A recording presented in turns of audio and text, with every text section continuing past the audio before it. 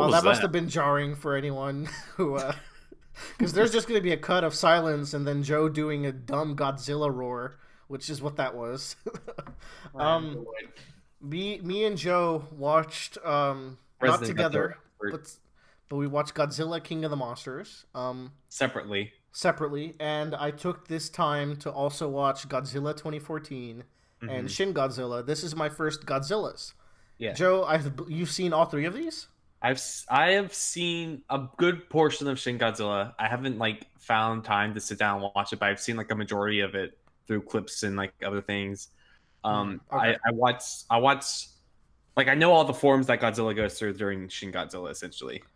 Let's talk about then. We'll go in 2014, King of the Right. Monsters. The order So I I also watched. want to discuss that I've basically seen every Godzilla movie. I am a Godzilla virgin boy, where these were my first, really. I've Yeah, only seen so clips in so the past. Pretty much first the impression extent of my because Godzilla experience is the Game Boy Advance game. So mhm. so So you so got the my canon one. yeah, Bradley, I have a question for you. Do yeah. you care if we spoil portions of King of the Monsters? I want to say no, and then like you guys are gonna talk about the movie and be like, "Oh my god, I wish you didn't spoil that." But It's you know fine. I what? think you'll be fine. Yeah. You're a big boy. You can Yeah. take it. For the sake of Because discussion, this movie is primarily spectacle than it is like I imagine.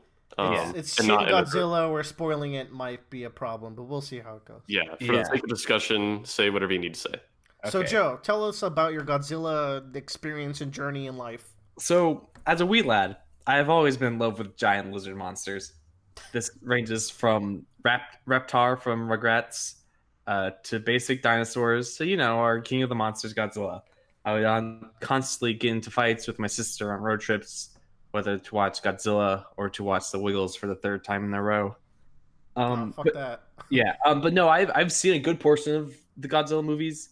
I know it's been a very long time since I've seen them, but I relatively know a good chunk of lore and like where it comes from and like the relative ideas and originations of the monsters. See, I know that as well. I've been Yeah. watching some videos to get caught up in the. Because, man, I try to watch the original Godzilla. Man, it's not for me. I'm sorry, guys. Yeah, no, I agree. The original Godzillas are pretty rough if you're not a 5-year-old child. Oh, the first one's like really. It's got good themes, Yeah. but it's So- just so the it's, big so, thing it's here- too old. And here's the thing: I like old. I respect old movies, but Uh-huh. I don't have patience for them, which is Yeah. really unfortunate to say. But that's just who I am, and I've come to accept it. So the first Godzilla is a great political statement about nuclear weapons and destruction of Japan, how it's Post World War II Japan. post World War II and its effect on the economy and all in its community and so forth, and how that scarred its country. And If it what ever- it does is it uses a giant monster in a disaster movie to represent these themes, which is really smart. Yes, and I think at the time, if I remember correctly, Japan essentially couldn't talk about it. Like they were, I can't remember. There was something going on that they had to try to work It around. was taboo to talk about it. Yeah. But it's a great kind of political pulling from that time, that history time period, political look of how that country was feeling at the time. And then the next movie after that is Godzilla Raids Again, which introduces the monster v monster shenanigans that happens for the rest of the Godzilla movies, basically. Also, the timeline of these movies is so goddamn complex. Where you have all these sequels, and then you have a Here's the 2000. thing, they happen in eras, but movies that happens in certain eras doesn't mean that those movies are canonically are not canon to each other at all. Well, there's also the fact that the second era ignores every movie except for the first movie, and then every single movie in that era is a reboot sequel to the first movie. It's nuts. That's what I'm saying, is that every single movie is essentially its own movie. But then you have a third era where there are some sequels. It's really crazy. Yeah, so the best way to approach Godzilla is you see a Godzilla movie on the shelf and you just watch it, and you don't care what the plot is, and well, you kind of care, but you don't worry about anything that happened beforehand or what happens after, because they're pretty self-contained in what's going on. They reference the previous things, but they're really kind of have their own lores within the videos 90% of the time. Now, with that out of the way, let's jump to the ones I have seen. Yes. Which is, okay, let's talk about Godzilla 2014. Okay. I've long heard about hype and disappointment with this movie. Mm-hmm. And it turns out I kind of fell into the general consensus, I feel like. Taking it back, as I do, I took notes. There's some really good actors in this movie. Yeah. Bryan Cranston is fucking great in this. Mhm. Bryan Cranston. And that's not a surprise, I guess, but my god, that guy can emote. So to bring it back, Godzilla 2014 if Godzilla 2014 would have been the best Godzilla movie if Bryan Cranston was in the entirety of that movie. Yep. Because his character plot arc is his character arc is so good, and his acting is so compelling. It is. It's such a great character. It's so down to earth. And it reflects perfectly on what the idea of the of going back to like a nuclear explosion and like dealing with the aftermath of that and not being in control of the situation. Like he's a perfect personification of that character. To do a Godzilla movie where you are focused on specific characters, I feel like focusing on Bryan Cranston's character was their ticket. That's how they could have done it, and they fucking didn't. Joe, they didn't do it. I know, it blew my mind. I cannot believe. I think part of that was because at the time when 2014 came out, where was Breaking Bad? Was it just finished? Breaking Bad was just finishing, I think. Yeah. So Bryan Cranston was probably at the height of his career. They could only get him for a few scenes, and so they worked him in. But they accidentally gave him literally the best character in any Godzilla movie. And he outacted everyone. Elizabeth Olsen, who is Scarlet Witch, she did really good as well. But I mean, come on. Bradley, we're just gonna say it. They kill Bryan Cranston off 40 minutes in this movie. It's like, look how they massacred my boy. My God! And they set up this really compelling arc where he has a son, and his son's a bomb defusal expert. Like he went to Afghanistan and became a bomb boy using bombs. Yeah, that's weird. It's not uncommon to kill a big character at the beginning or end of the movie, but pretty much exactly halfway is no, it's a little or before that. But what happens is you kill off your best character and you leave his less interesting son to carry the weight of the movie. Ooh. So Bradley, to even back it up even more, the Bryan Cranston's motivation is he's living in Japan and he's like the general manager, engineer, I believe. Yeah, the lead engineer at this nuclear power plant. So he goes into work one day, and his wife is also an engineer too, and they both work at this power plant. So they go into the nuclear power plant one day, and they get this weird readings. They're like, "What the hell's going on?" Blah blah blah blah. And the wife goes down, and when they're down there, there's a containment breach, and so they have to shut the whole thing down. They have to stop it from exploding. And before that, they sent a team down there to explore it, and that team included the wife.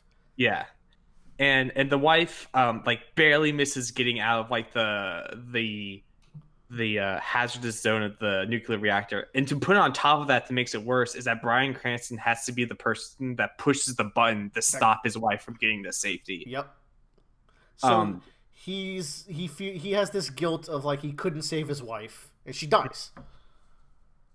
Yeah, she dies from the radioactivity, and then as he's leaving the power station, he hears this weird sound, and he's like, something's wrong. Something is not normal. And he spends the rest of his life trying to figure out what went wrong with this power station. And then this island becomes quarantined, and as an adult, he's there every day doing research. He's getting weird echolocation readings from the island. He sneaks into the island and gets caught, and he sneaks back in. And it turns out the zone is not contaminated at all, and there's a company called Monarch. It's not a company. It's a global secret agency called Monarch. And they're doing business there, and they find him and his son because they went in together. And that's when the first monster, which is an hour, it's 30 or 40 minutes in, the first Muto, which is the name of the monsters in this movie, wakes up. He goes on a rampage. It's pretty all right. Bryan Cranston dies. The reason why we had to bring up the plot is that's a pretty good setup, and that's great motivation for this character, because it's the idea in these movies is that each of these monsters are kind of a representation of some sort of natural disaster. And so the fact that like Bryan Cranston has to deal with the fact that he couldn't prevent this disaster from killing his wife and then is obsessed with it is such a great motivation for him to follow the plot line of these monsters. And then they just kill him. And like it takes like so moving on from Mhm. that point on, it takes an hour into the movie to get Godzilla. But it's good because like he's well set up. Like by the time you get him, it's a big deal. But like my God, that's a lot. When you're waiting for the title boy to show up, and I after that scene with Godzilla, this movie hits such a boring patch. Like Yeah. there's like a 20-30 minute patch after the scene where this movie crawls. I agree. I will say though, Willer, I didn't have that much of a problem with the hour-long build-up for Godzilla because essentially you're number one, like for the majority of that, you're following Bryan Cranston, and he's a very compelling character, and Right. he's great.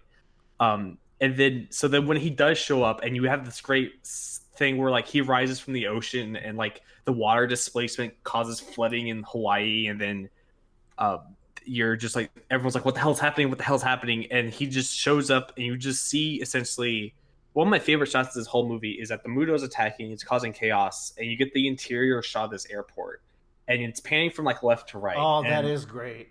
and as it pans, you like everything's exploding, people are panicking and running around, and then all of a sudden you see Godzilla's foot just step into frame, and everything just falls silent.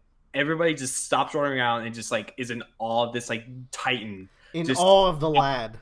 yeah, and just coming up, and you get like Godzilla's roar for the first time in the theater, and you see his like whole like face and body. It was so it's a great reveal. It And is, then which is why it's a minor complaint, but it is yeah, still like an hour, so it's worth mhm. noting. Um, yeah, there's that boring section. There's this good scene where they're on a bridge and they're hiding from a Muto. That was pretty okay. Aside from that, the army in this movie is super unengaging. Like, It's yeah. they have no real strategy. There's no politics or anything interesting with how they fight Godzilla. They're just throwing shit at them. Not fight Godzilla, but the It Mutos. feels they feel pointless, and They're like the so big thing, pointless. reason why the in other Godzilla movies it never focuses on military, it focuses on the scientists, because a big part of the themes in Godzilla is like how do we outthink nature, how do we Yeah. like use our big old brains that we've developed to like save ourselves and like prevent this from happening and repair the damage that has been done. Like, Hmm. how do we understand what is happening to us? Yeah, and it just it was the army stuff was never interesting, and it's a big chunk, and they Yeah. cut out from the action a lot to focus on the plot line of the son and his wife, and it's just like Hmm. this is a good disaster movie. The Mutos are pretty cool bad guys, so Hmm. it's a good disaster movie, but like it did not need that much human interaction, and it wasn't good human interaction in the second half, so Yeah. it really hurt it. Like, if it was Bryan Cranston talking about like radioactivity physics, trying to track them, trying to like see their movements and Oh like what they, man, that would have been it was much better. great. It's so much better. And then you have some sort of, and you also have more motivation as to why we're following this monster, is because we're following Bryan Cranston's like road to redemption, Hmm. essentially. He's trying to avenge his fallen wife who died because of this monster blowing That would up have been the. Joe. You would have brought this movie score up a lot more if you were in that writing room. Yeah. Um, so some closing thoughts I have for this Godzilla film, so we can move on to the other two, is that uh, the action itself was okay. I was whelmed by it. Hmm. I like this. I like how it's two versus one, and the Hmm. Mutos have interesting designs. I like when Godzilla tail whips one into a building. Hmm. And I really like the final kill on the last one before Kiss he, of death. yeah, he shoots a atomic breath into its throat and melts its face off, Yeah. and then he slithers back into the ocean, and the Mhm. world is like, "What the hell was that thing?" And Yeah. that I like, but it's pretty whelming, big monster action. I feel like I was spoiled by Pacific Rim's choreography in its fights, where it doesn't quite have that here. I will say that I've always been a fan of like when monsters fight. I always like the more big, bulkier, slow movements that they had. Mm. That's why I like the fights in this movie. I will say, like, so there's another one of my other favorite shots in this movie is the scene where Godzilla does his atomic breath for the first time. Mm-hmm. Which essentially was for a long time when this movie was coming out. My friend and I were like, because throughout the entirety of the marketing, not once did they show him using. Right. I remember that. I remember people talking about that as well. Yeah, and like because in the previous movie that America did, they didn't use it at all. And so my friend are like, well, if they're gonna use it, they have to use it because that's like a huge like It is a big part of his moveset. yeah, it's a huge part of his moveset. He can use like, it to propel his iconic body. Move. Have you seen that clip of where he uses it to rocket his body in one of the cheesier movies? Mm-hmm. So good. But the way they set that up and like they know and like the director knew you're waiting for this moment to happen, and so when like the Muto is like has his back turned and you just see like, oh, I remember what the shot is now. You have the shot down where you're at the sun. He's about to get eaten by the Muto, and then you just see this blue light show off screen, and you just see him power up his spine. He shoots it out, and you're like, oh my god. Really cool. I really like how he charges it. It was a great nerd moment for me in the theater because I was just so excited that he did that. So for me, Godzilla 2014 ends up being. I'll be generous and give it a 3 out of 5. For me. I would say I would give it a 3 out of 5 as well. The big portion of this, because I've tried watching it before, is once Bryan Cranston leaves and that airport scene ends, there's a huge 20-minute or 30-minute even chunk of like boring. Really bad. It's hard for something to stick out for me that badly. Yeah. What do you want to talk about next, Willard? Next, we're going to talk about the movie I watched after this one, which was I watched all 3 of these movies on one day. I was like, you know what? I'm going to get acquainted with modern Godzilla today. Mm-hmm. So I watched King of the Monsters. Yeah. Which is the most recent Godzilla film. By Legendary. It is the sequel to this one. 5 years after? Yeah, 5 years after. This movie has 3 monsters for Godzilla to either fight or ally with. It's got Rodan, it's got Mothra, and it's got King Ghidorah. All who I know by name and design, but they all look really cool in this one, and they all play really cool roles.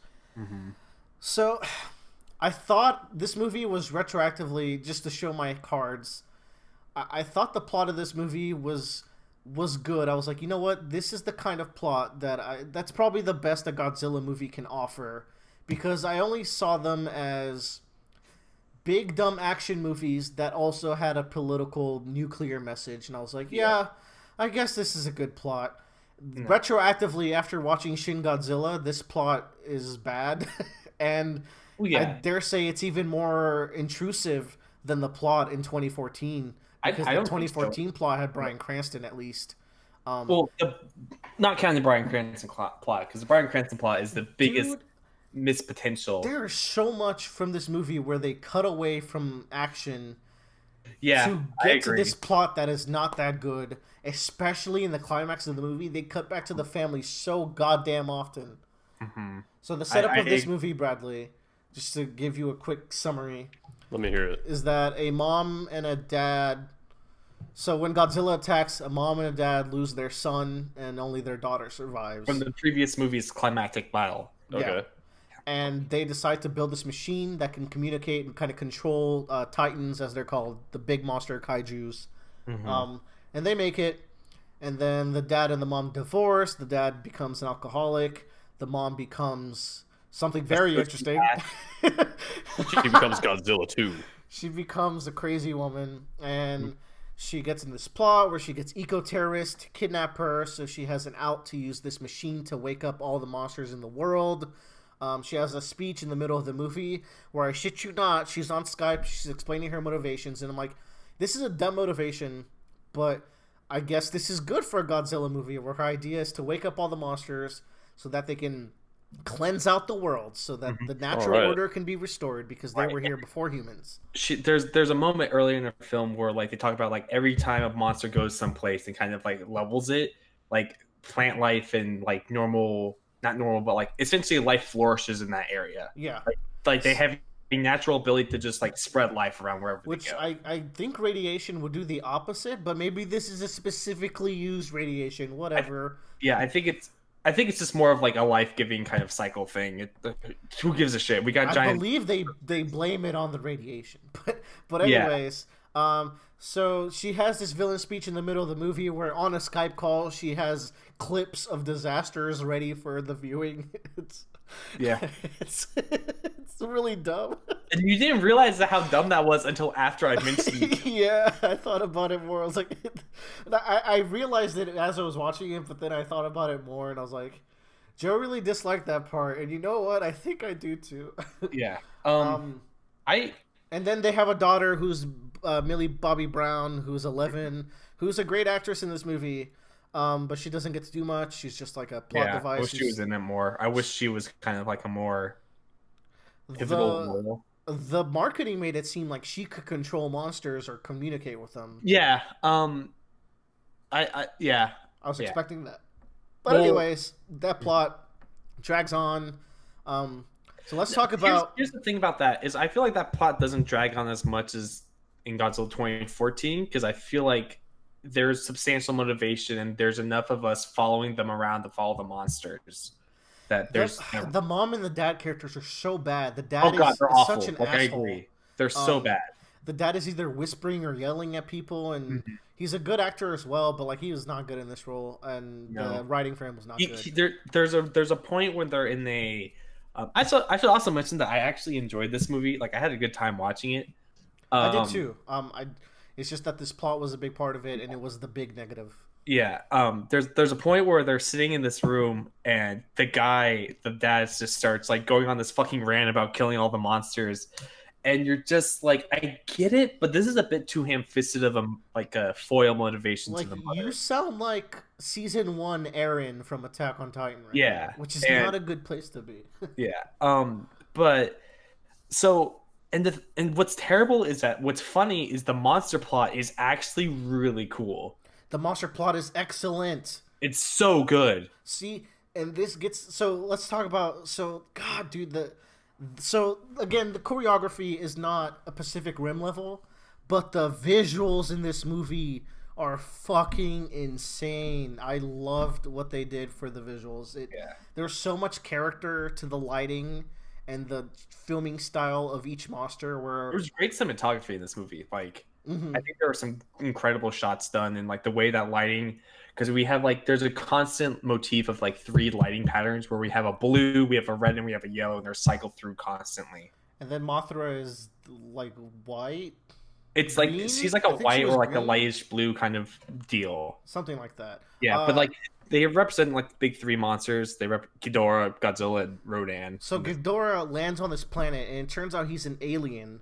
Mm-hmm. So he's fucking up the ecosystem, and he's such an alpha that every other Titan that was awoken in the planet has to listen to his will, which leaves Godzilla and best girl Mothra to save the day. And Godzilla dies midway through the movie.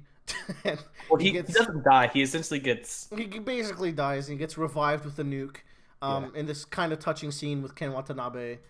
And then that shot of him coming out with the water and shooting the atomic breath in the air looked stellar. So I want to talk about there are so many. This movie has so many callbacks to previous, to original era movies, and I have a feeling I know one of them. It's when the Asian girl is talking about her lineage and her family, and you see all these characters where I'm like, these are old Godzilla characters.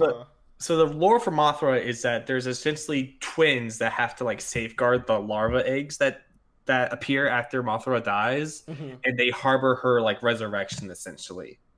I see. So like they're always there to make sure that she comes back to life and she's okay and she knows what to do when she comes back.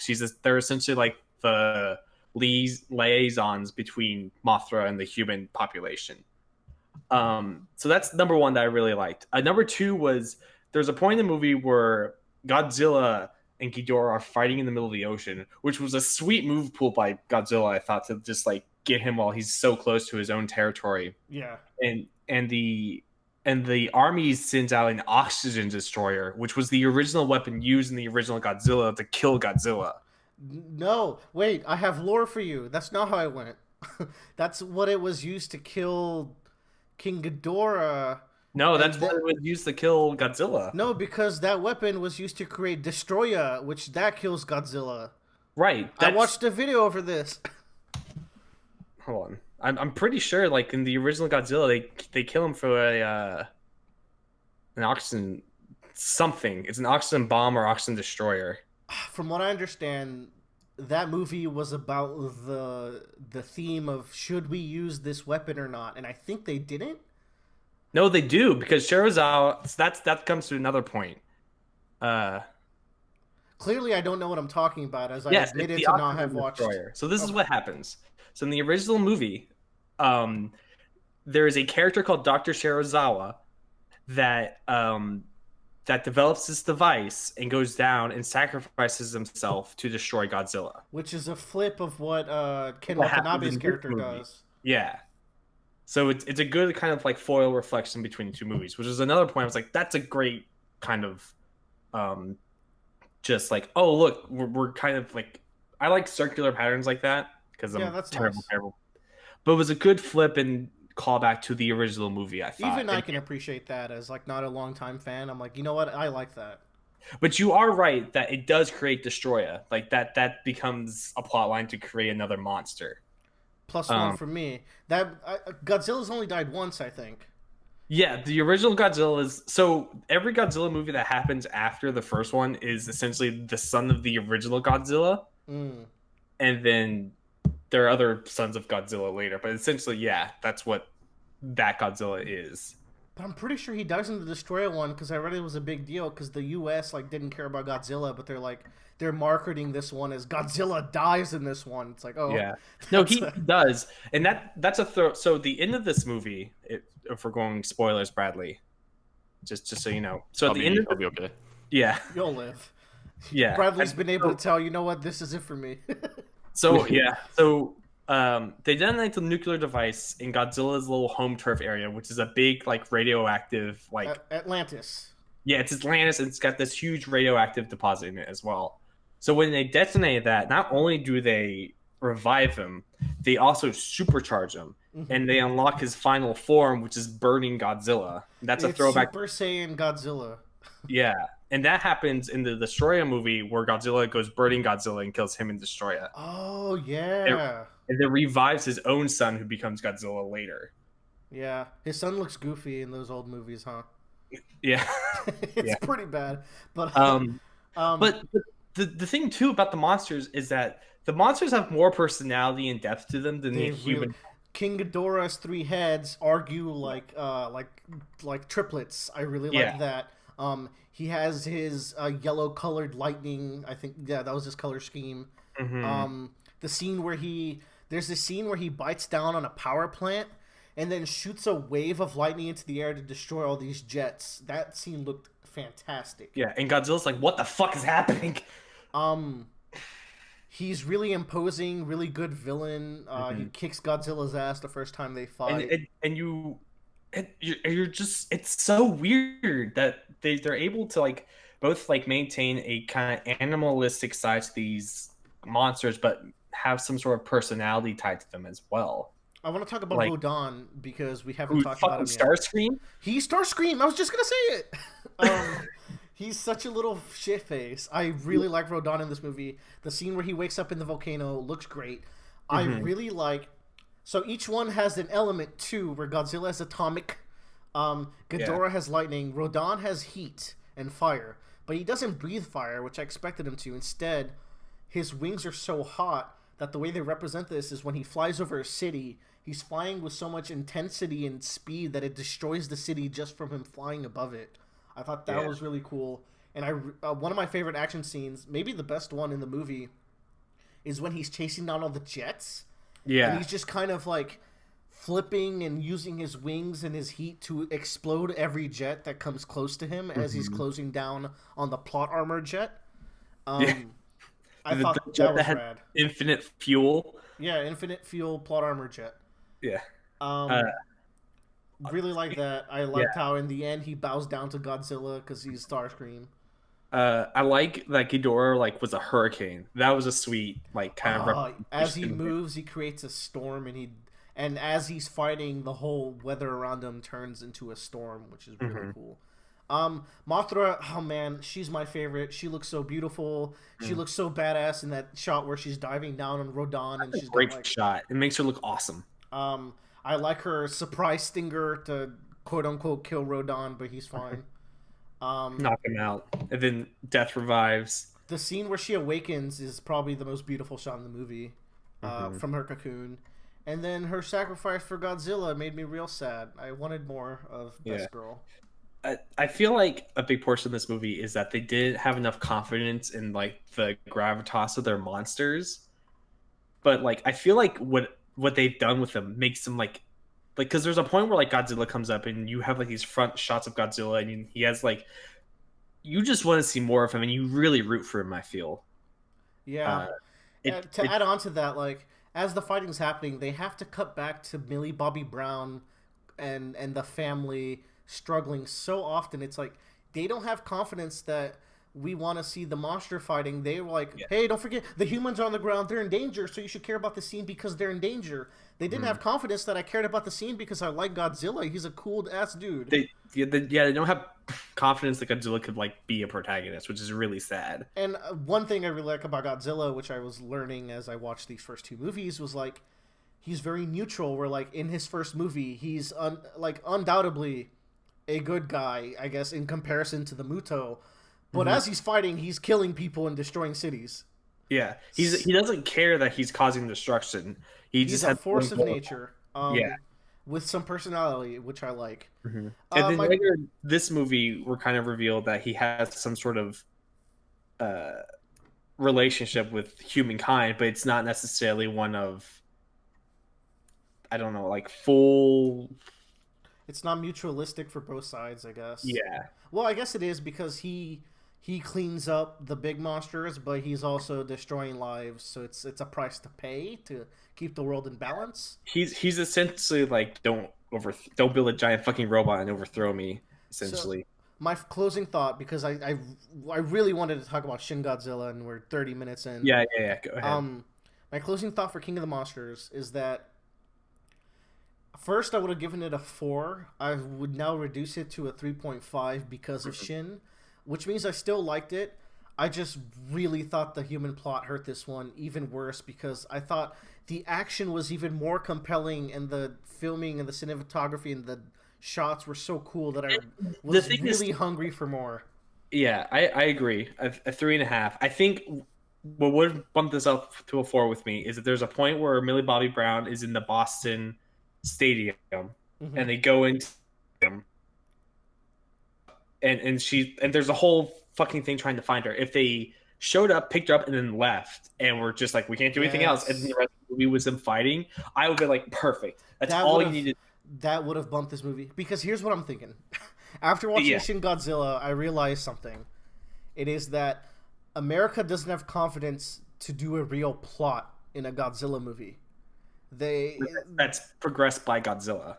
They don't have the sense for what Godzilla means to the Japanese people in that first movie in Shin, where he's supposed to really mean something, and they're just like, well, we get it. He's a nuclear deterrent.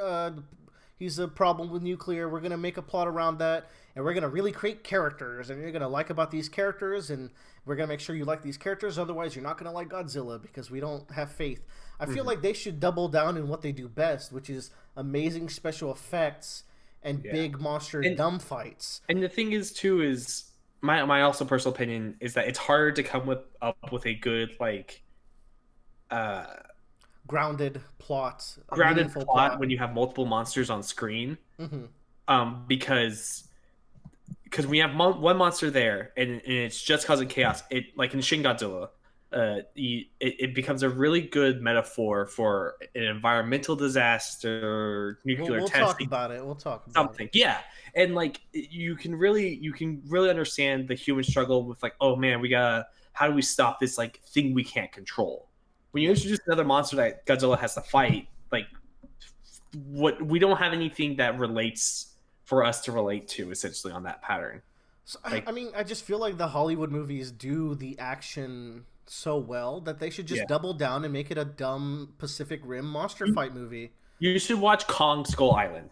Okay, good. Because I really, really like Kong Skull Island. It knew that its human element was just kind of there to have some characters in there. But I think they really did a great job of balancing out the two.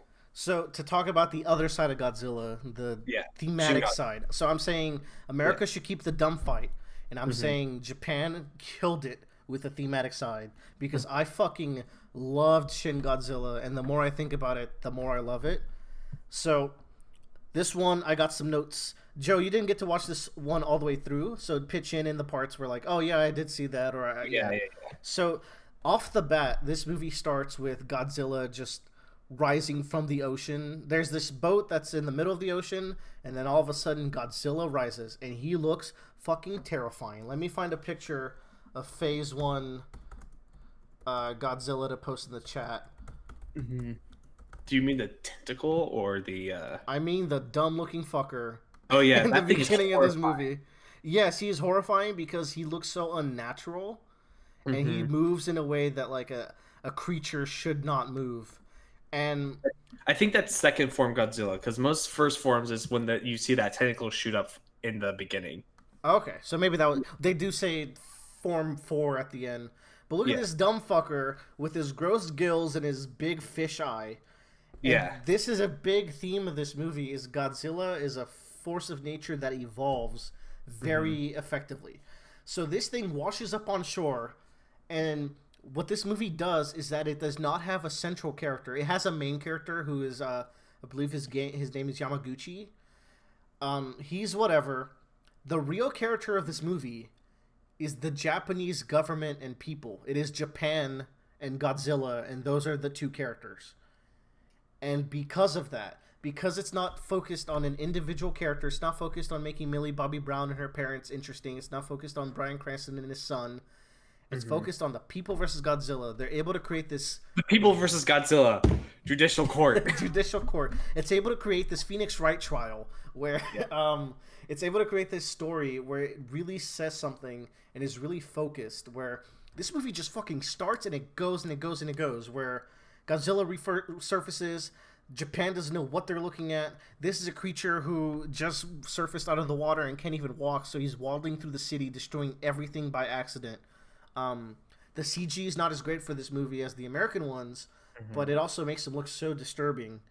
Yeah. And They use a lot of the stuff they use is like practical effects. Like they use Right. miniatures. they use miniatures to destroy the buildings and stuff and to show floods of Godzilla moving, which I really like. They use a lot of practical effects and just the cinematography of this movie. This movie was directed by I'm gonna butcher his name, but I think it's Hideaki Anno, the guy who made Neon Genesis Evangelion.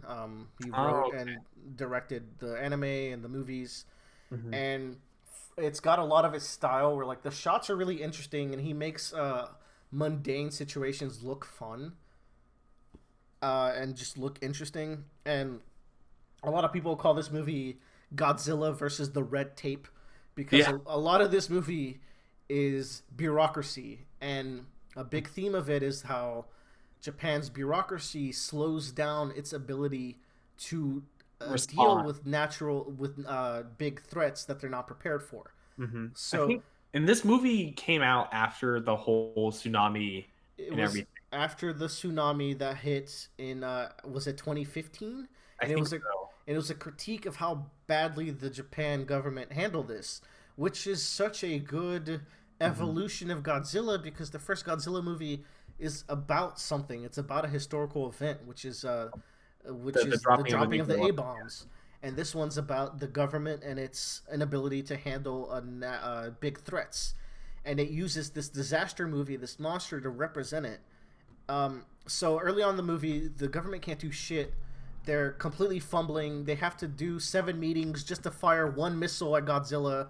Like, there's this scene where they're attacking Godzilla, and it's after he's evolved into a second phase. Now he's standing upright, and he's got arms.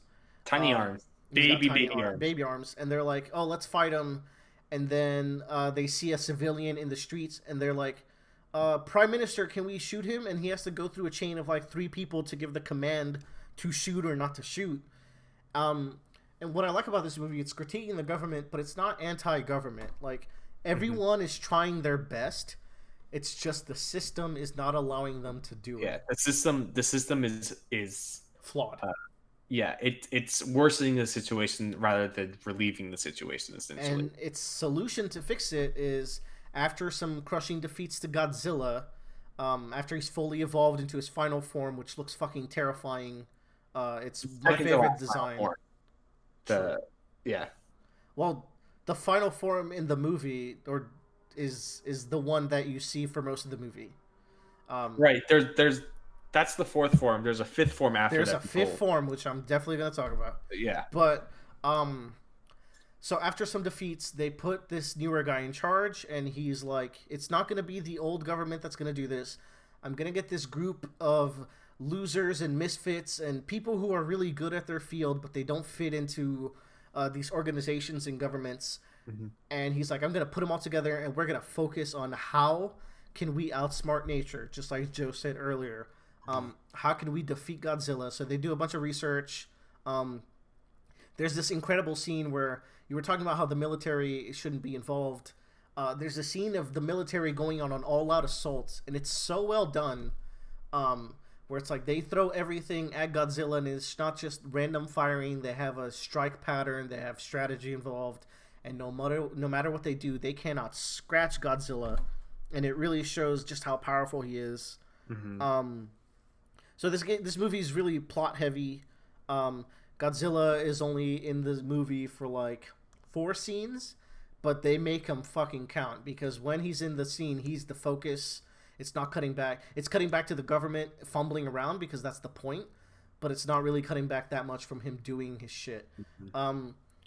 In the middle of this movie, there's this scene where now the whole world's getting involved, and the U.S. is like, you know what, we're gonna help you. And this movie also touches on the U.S. and Japan's relationships, how the Japan's kind of under the thumb of the U.S., even though they're not like really, but like they need them still, because there's some healthy points to the relationship. So it's a really pretty fair look at the actual way that the U.S. and Japan's relationships work. But they're like, we'll handle this. We're gonna send in stealth bombers, and they drop a bunch of bombs on Godzilla, and it works. It hits his back, and he's bleeding all over the place, and he gets fucking pissed. And this is the scene where he first uses the atomic breath. Joe, have you seen this scene? I have, where like his jaw opens up. His jaw opens up. It starts as like a stream of fire that condenses into a purple laser, and he just uses it to devastate Japan. And then he pulls out a move that I'm pretty sure is new to his moveset. He learned it on patch 3.0. Yeah. Where he charges up his beams to his back, and he shoots it like a strobe light to destroy a bunch of planes. Kind of like how King Ghidorah used his lightning as an anti-air. That's a sweet move, too. That was so cool. He can even shoot it from his tail in this movie. Yeah. That scene is one of the best scenes I've seen maybe in any movie. That scene hit me really hard. It really sold how destructive he is, or sold how scary he is, made him so badass, and man. Not to drag this out much longer, this movie's probably, I'll give it a 4 out of 5. Maybe I'll give it a 4.5.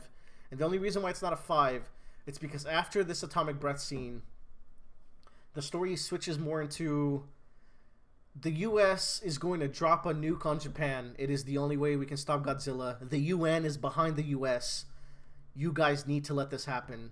And Japan is like, fuck. We can't take care of this problem in our own land, and now they're going to drop a 3rd atomic bomb on Japan, and there's nothing we can do. And it becomes a race to the clock to beat the U.S.'s nuke drop to do this plan to stop Godzilla scientifically. And that becomes a really good climax. I really like it thematically. But there's just some parts of it that drag on at that point that are a little too slow, where the pace of the movie was like immaculate up until like a 20-30 minute stretch there near the end. That's the only complaint I have with the movie. The final shot is they freeze Godzilla in the middle of Tokyo. It is some Neon Genesis Evangelion shit. Yeah. And He's just kind of part of Japan now. He's in the middle of Japan, and Mhm. they're talking about the future, and it's really hopeful. And they zoom out to Godzilla, and the camera goes up his tail, and in the tip of his tail, there's these weird Godzilla humanoid hybrids growing out of his fucking Mhm. tail, and they're frozen too. But the implication is, from my understanding, it's if Godzilla was to evolve even further, he could evolve into a colony of the things that were able to defeat it. So its evolutional prowess is like Yeah. unmatched, and it It looks horrifying, and it's such a good way to end the yeah. movie. And to me that kind of like is like a symbolic like a symbolism that like if you allow this thing to continue going, then the thing that was destroying you wasn't in fact this monster, but it was essentially yourself, humankind. Like Yeah, that's the idea that there's a point where this becomes your fault yeah, for because sure. you've not learned from your mistakes. You haven't changed what you're doing. You haven't um like looked at the situation and figured out how to solve it. You've just kind of let it gone without making any sort of progress or change on your part. Hmm. And like the whole scene while this is zooming is completely silent. Yeah, Like and I what? really like that touch as well. Mm-hmm. And it gives me goosebumps because like the designs on his tail is just it's They're terrifying. horrifying. That is some nightmare fuel shit. And like Bradley, there's not a lot of things that like when you see it on screen for me that I'm like, oh, that's terrifying. This like to me was just was really like kind of nerve wracking and gives you like this weird sense of like twisted dread. if there's one Godzilla movie I'd recommend to Bradley, it'd be Shin Godzilla. I agree. Like Bradley, I think Shin Godzilla would be something worth watching for you. I like Um, the pretty much the only thing I've seen of it is the movie poster, and that looked really cool. Looks yeah, fucking badass. Looks yeah. awesome. I don't think you would like The um fighty ones, but you would like the themey yeah. ones. And I don't and I think you don't like the fighting ones because the ham-fisted terrible human plot to it that they don't know how to write, and it boggles my mind. Maybe Um, Kong will be better. Maybe I they'll hope just Kong is better. I think Kong Skull Island is a much better no. film. They're already releasing the versus Kong next year. It's already Yeah. done apparently, so I'm hoping Mhm. that'll be better. I was referring to Kong Skull Island being much better in terms of being that kind of monster movie. Mhm. It that movie is just fun. Kong does a lot of creative shit that's awesome. But yeah, That's all I got for Godzilla. We that's we all we went got. in there. We did our Lizard Boy